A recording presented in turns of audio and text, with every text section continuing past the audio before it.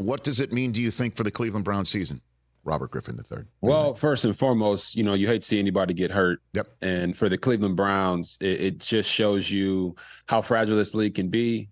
They have a Super Bowl caliber defense, and their team sitting there at 6-3, having some big wins, obviously against the Ravens this past week. But I think the most impressive thing from them as a team is they haven't needed Deshaun Watson to be the $230 million quarterback that they paid him to be. In the second half of the game against the Ravens, he went 14 for 14. He managed the game. He used his athleticism, even though he had a high ankle sprain and a broken shoulder, to extend drives. And I think if you're a Cleveland Browns fan, that should give you some level of hope, knowing that your defense and the way that your team is constructed, that you don't need a quarterback like a Patrick Mahomes or a Joe Burrow or a Lamar Jackson to get you over the hump and be competitive. Now, I don't know if that's going to help them come playoff time if they make the playoffs or go on a Super Bowl run, but they can be competitive and pull off some of these wins, a la the way that the Jets had done early in the season to keep their team in games. Yeah, and it looks like they're gonna turn to the kid here, Dorian Thompson-Robinson.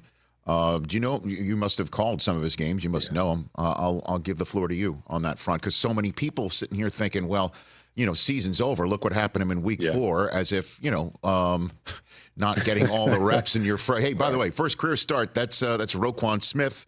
That's the rest of just avoid the guys in purple. You know what I mean? Like that ain't easy. So I'll give you the floor on him.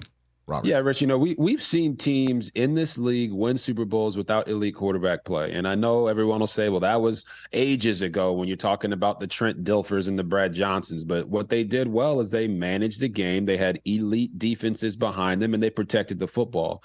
When you look at DTR, Dorian Thompson-Robinson, he went to UCLA. I didn't get a chance to call any of his games at UCLA, but I do know his strength coach, Coach Belton, extremely well, and he just raved about how much of a competitor DTR is. And when you look at him from a structure standpoint, can he use his mobility to extend plays? Yes, he can. The one thing he didn't do very well in his one start was protect the football. So if he can learn to protect the football, not put his defense in bad situations, lean on the playmakers that are around him, I'm not going to sit here and say the season is absolutely over. I'm just not that negative of a guy, and I believe in a guy like DTR can go out and get the job done enough for this Cleveland Browns team to still be in the AFC North race and potentially go to the playoffs. But who would you choose right now out of the 4 in that division, Robert? Oh, I mean, if I'm choosing out of the division, it seems counterintuitive because they just lost, but I'm going with the Baltimore Ravens. Here's the thing. Lamar Jackson hasn't been MVP Lamar Jackson a la 2019, where he had 36 touchdown passes and he was running the hoot out of the football. So when he starts to pick up his level of play and consistency over the next few weeks, I think it's only going to add to the firepower that the Baltimore Ravens have. I think they found out that they have a home run hitter in Keaton Mitchell at running back, and they're going to put a little bit more load on him throughout the rest of this season to get him ready for that playoff stretch.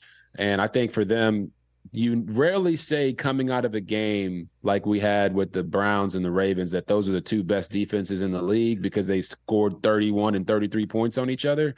But they're going to continue to be 2 of the best defenses in the league. So give me Lamar Jackson and the Ravens. Well, I mean, this division is going to be really front and center over the next 72 hours, starting with Ravens and Bengals in the bank, and then it'll be DTR and the Browns. Again, that's the assumption here against the Steelers, who are also 6-3 in this division. I honestly thought you would finish your sentence that you'd take the Bengals. No, I mean, I know they just lost too. Yeah, they did. And the Texans are no joke with that. Certainly with their kid at quarterback. But I don't know. I don't think I can quit Cincinnati on this front. Yeah, Robert. Yeah, Rich. This AFC North division, they tend to beat each other up. So when I saw that both the Ravens and the Bengals lost, and I looked at the calendar and I said, oh, this is a Thursday night game that they got coming up. I mean, it's not only is it going to be one of the most physical games of the year, they both have a point to prove now because they're pissed off. Yep. The Bengals they don't want to lose anybody. None of these teams want to lose. Trust me, locker rooms always want to win everything. But they certainly didn't think that they would be losing to the Houston Texans. And then you look at the Cleveland Browns and the Baltimore Ravens. The Ravens had just steamrolled 2 different teams when you're talking about the Lions and the Seahawks, I believe, showing them that they're the elite class of what it seemed to be in the NFL, and then they lose to the Browns. So I love this division. I know they're going to continue to beat each other up. There's teams like the Steelers who you look at and you say, well, with their yard differential, how the heck are they 6-3? Well, Kenny Pickett's got 6 fourth-quarter game-winning drives in his career, and his QBR in the fourth quarter is higher than Patrick Mahomes and just slightly lower than Tom Brady.